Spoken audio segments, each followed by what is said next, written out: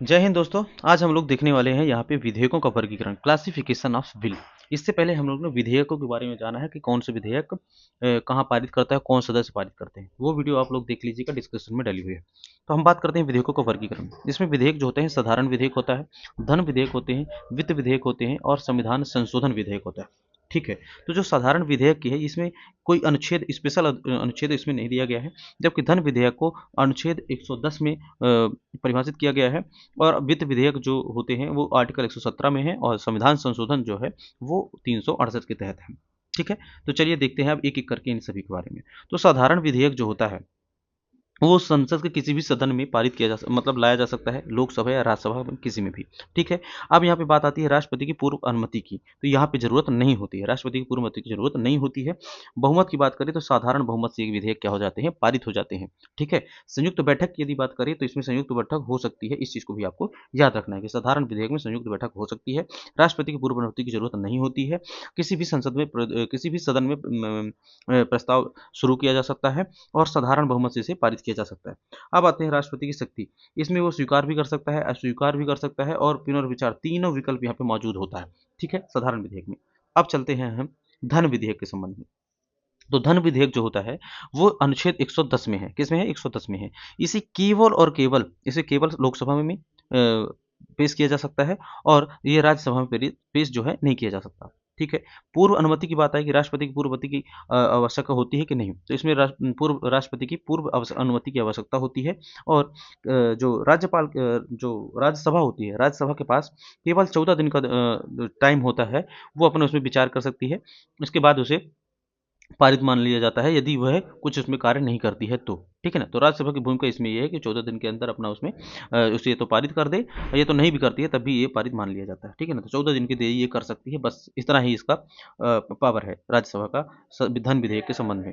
अब धन विधेयक के संदर्भ में जो राष्ट्रपति की है वो पुनर्विचार के लिए नहीं लौटा सकता है, और इसमें संयुक्त बैठक भी नहीं हो सकती है। तो राष्ट्रपति पुनर्विचार के लिए नहीं लौटा सकता है और ना ही इसमें संयुक्त बैठक हो सकती है, और केवल और केवल लोकसभा में पारित होता है, मतलब पेश किया जाता है। इस चीज को याद रखिएगा धन विधेयक के संबंध में, आर्टिकल 110। इसके बाद आ जाता है अपना हुआ वित्त विधेयक।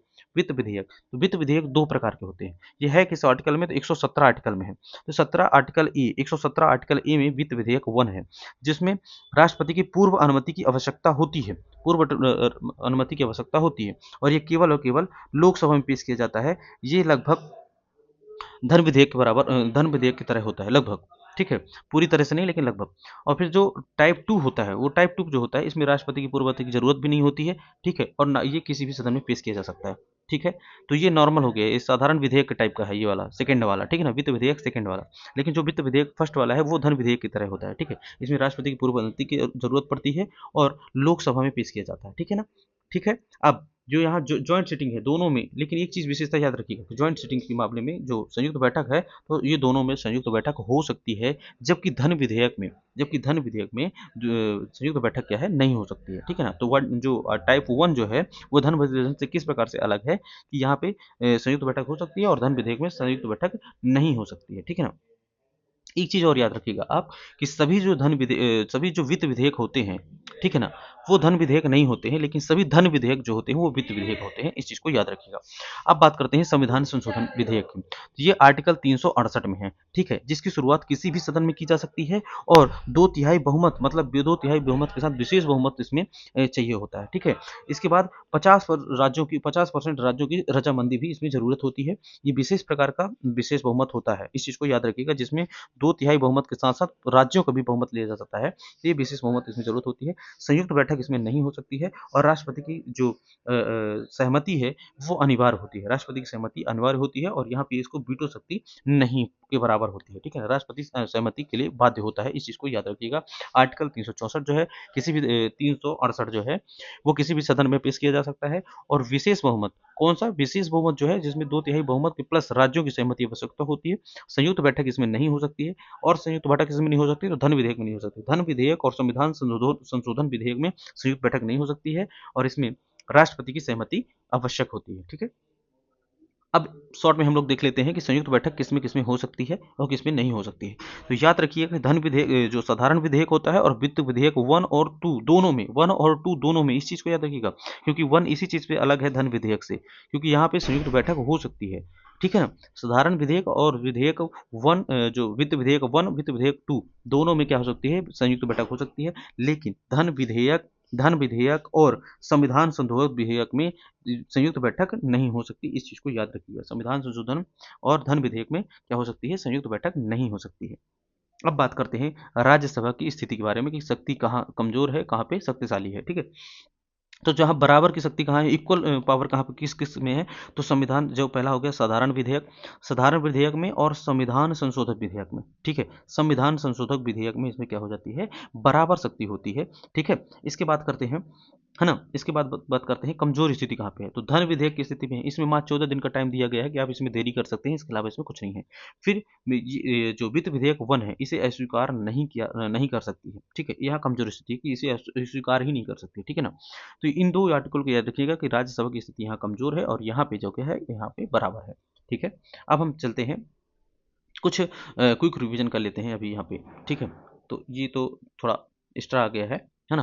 ये हमारे इससे भी संबंधित नहीं है, ये नेक्स्ट टॉपिक से संबंधित है ये दोनों। ठीक है, लेकिन जो आर्टिकल 110 है धन विधेयक, ये राष्ट्रपति की पूर्व अनुमति से होता है और केवल केवल कहाँ पे, लोकसभा में होता है।